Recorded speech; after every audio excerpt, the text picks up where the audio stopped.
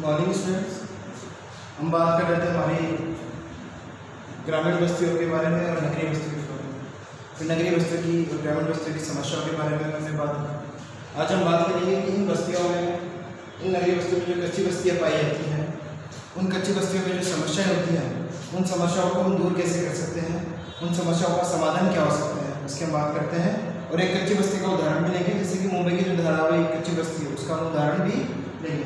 लेकिन उससे पहले हम देखेंगे कि हमारी कच्ची बस्तियाँ हैं उनमें किस प्रकार की व्यवस्थाएं करके वो जो समस्या है वो दूर कर सकते हैं। देखिए, ठीक है, हेडिंग वाली आती है कच्ची बस्तियों की समस्या हेतु समाधान किस प्रकार के हम कर सकते हैं। तो जैसे कि समाधान कौन से हो सकते हैं, बोर्ड पे मैंने लिखे हैं। देखिए, सबसे पहले तो सरकार द्वारा क्या किया जाए, ऐसी बस्तियों में जो लोग रह रहे हैं उन लोगों के रहने के लिए मकानों या आवासों की व्यवस्था करें। तो सरकार द्वारा निम्नतर दरों पर आवास उपलब्ध कराने चाहिए। करते हैं ना, जिसकी राजस्थान गवर्नमेंट कर रही है, सेंट्रल गवर्नमेंट कर रही है। क्या कर रही है, जो गरीब लोग हैं या गरीब तबके के लोग हैं या कच्ची बस्तियों में या गंदी बस्तियों में जो लोग रह रहे हैं उन लोगों के लिए जो है प्रधानमंत्री आवास योजना, मुख्यमंत्री आवास योजना के अंतर्गत घर या आवास बनाकर दिए जा रहे हैं निम्न दरों पर या निम्नतर दरों। ठीक है, दूसरा है घर वगैरह बना रहे हैं तो इनके लिए पीने के लिए पानी की व्यवस्था भी करनी पड़ती है। तो स्वच्छ पेयजल की व्यवस्था इनके लिए की जाए ताकि बीमारियां वगैरह में इनको नहीं हो। तो स्वच्छ पेयजल उपलब्ध करवाकर इन लोगों की देखभाल की जा सकती है ऐसी बस्तियों में। ठीक है, दूसरा है ऐसी जो बस्तियाँ होती हैं उन बस्तियों में जो सड़कें होती है गली के रूप में देखने को मिलती है। किस रूप में देखने को मिलती है, गली के रूप में। जैसे कि मुंबई में एक सड़क थी धारावाहिक की बस्ती में, जो धारावाहिक कच्ची बस्ती थी, उसमें एक सड़क 90 फुट के नाम से जानी जाती थी। किस फुट के नाम से, 90 फुट के नाम से।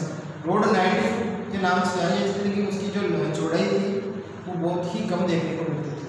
नाम तो उसका 90 फुट था, लेकिन सड़क थी वो 90 फुट से भी कई गुना छोटी थी। ठीक है, तो सड़कों की जो चौड़ाई है वो बढ़ाकर भी इन बस्तियों का विकास किया जा सकता है। इसके अलावा सबसे बड़ी समस्या जो हमारे सामने आती है वो आती है रोजगार। तो लोगों को रोजगार उपलब्ध करवाकर इन बस्तियों में जो लोग रह रहे हैं उन लोगों को रोजगार की व्यवस्था करके उनको उद्योग धंधे वहाँ पर संचालित करवाकर उनका जो जीवन स्तर है, आर्थिक जो स्थिति है उसको मजबूत बनाकर उनका जीवन स्तर ऊँचा उठाया जाए। तो अगर हम इस प्रकार की व्यवस्थाएँ करते हैं तो हमारी जो कच्ची बस्तियाँ हैं वो विकसित अवस्था में पहुँची, विकासशील अवस्था में पहुँची। ठीक है, अब हम बात कर लेते हैं कि इस प्रकार का जो प्रारूप है वो हमने कौन सी बस्तियों में लागू किया है। जैसे कि मुंबई की जो धारावाहिक कच्ची बस्ती है उसकी हम बात कर लेते हैं। इस प्रकार के कार्य वहाँ पे किए जा रहे हैं। बहुमंजिला जो मकान है आवास के लिए वो बनाए जा रहे हैं, स्वच्छ वातावरण उनको दिया जा रहा है। ठीक है, स्वच्छ पेयजल की व्यवस्था उनके लिए की जा रही है, प्रकाश की व्यवस्था, बिजली वगैरह की जो व्यवस्था है वो उनके लिए की जा रही है। ठीक है, इसके अलावा शौचालय जैसी जो आधारभूत सेवाएं होती हैं, आधारभूत जो आवश्यकताएं होती है उनकी व्यवस्था भी की जा रही है। ठीक है, इसके अलावा गरीबी, भुखमरी आदि से बचाने के जो उपाय हैं वो भी वहाँ पे किए जा रहे हैं। गरीबी हो गई, भुखमरी हो गई, सामाजिक असामाजिक गतिविधियाँ हो गई, उनको दूर किया जा रहा है। इसके अलावा लोगों को रोजगार उपलब्ध करवाया जा रहा है ताकि बाकी की ये व्यवस्था जो है वो सही हो सके और वहाँ जो बच्चे हैं उन बच्चों को या लोगों को शिक्षित किया जा रहा है। तो इसके लिए स्कूल वगैरह है, ठीक है, उनकी व्यवस्था की जा रही है, विद्यालय वगैरह की व्यवस्था की जा रही है। तो इस प्रकार से जो है हमारी कच्ची बस्तियों की समस्याओं को हम दूर कर सकते हैं। ठीक है, कच्ची बस्ती की समस्याएं हो गई, वहाँ पर रोजगार की व्यवस्था वगैरह वो करवाकर हम लोगों का जो विकास कर सकते हैं, उनकी आर्थिक व्यवस्था है वो मजबूत कर सकते हैं ना। ठीक है, तो इसके साथ में हमारा जो ये वाला जो चैप्टर है वो पूरा होता है। अब हम बात करेंगे आज प्रवास की। किसकी बात करेंगे, प्रवास की बात करेंगे। ठीक है, तो प्रवास के बारे में हम जान लेते हैं। आइए आज हम बात करेंगे प्रवास।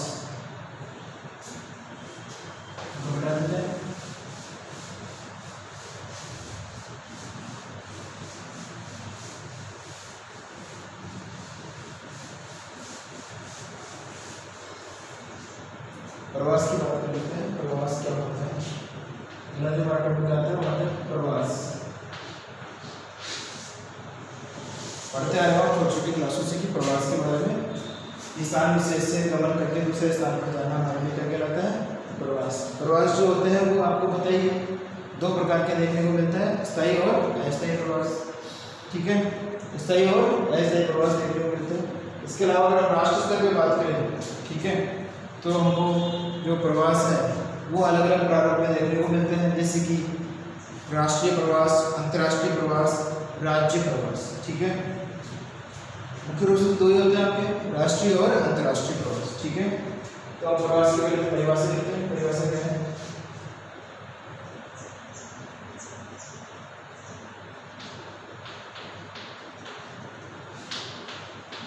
व्यक्तियों का एक स्थान विशेष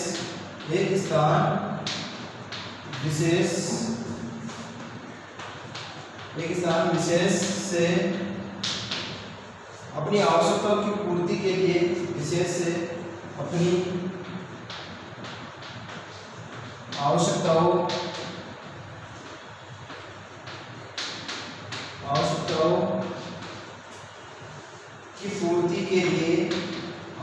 की पूर्ति के लिए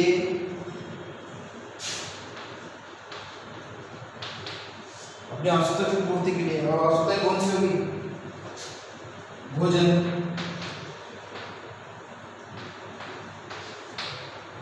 रोजगार, शिक्षा, चिकित्सा,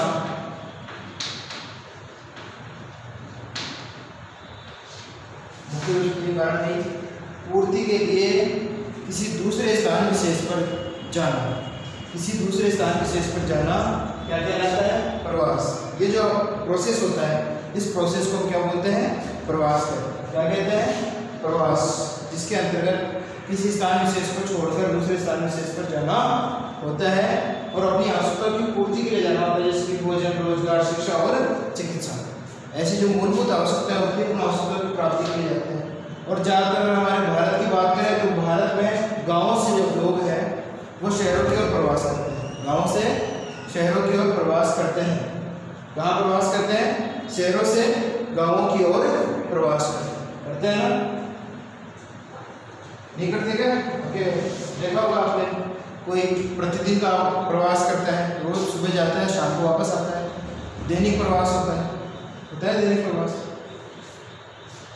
ऐसे ही अगर हम देखें बड़े स्तर पे, तो राष्ट्रीय प्रवास और अंतर्राष्ट्रीय प्रवास हमको देखने को मिलते हैं। तो अब बात करते हैं, प्रवास दो प्रकार के होते हैं, और कौन से? राष्ट्रीय प्रवास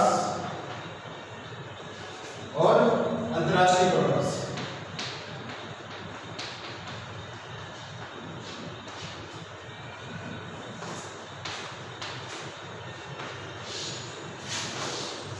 ये दो प्रवास हमको मुख्य रूप से देखने को मिलते हैं।